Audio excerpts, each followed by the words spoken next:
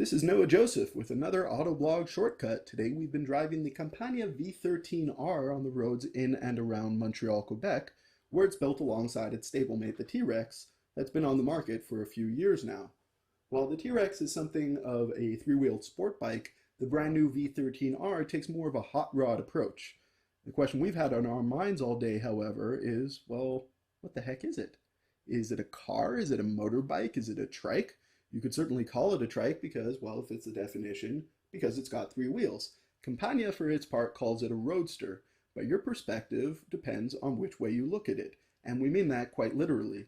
If you look at it from back here, it's got one big fat rear tire that's driven by a belt from a Harley-Davidson sourced Porsche-designed V-Rod water-cooled engine with 1.25 liters of capacity split between two cylinders, and it's got other motorbike components.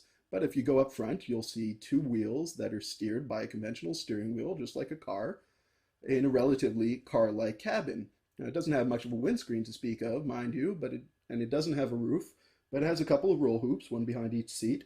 It's got a 5-speed manual sequential transmission with 3 pedals way down there in the footwell, and a handbrake, and what you might call seats. They're certainly more than what you'd get on a motorcycle, but a little bit less than what you might expect to find in a car. While they've got high backs and plenty of lateral support because you sit deep inside this machine, which has no doors, by the way.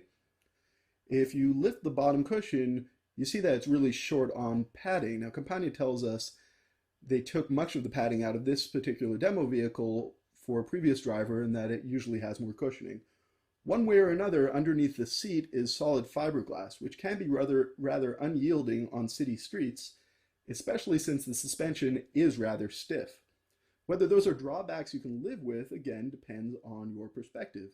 If you're coming at this as a motorbike rider, you might enjoy the added stability. If you're coming at it as a car driver, you'll likely enjoy the wind-in-your-face driving experience. Whatever you want to call it, though, we've been having a blast driving this beast around, so we're going to call it a load of fun. And this has been another Autoblog Shortcut.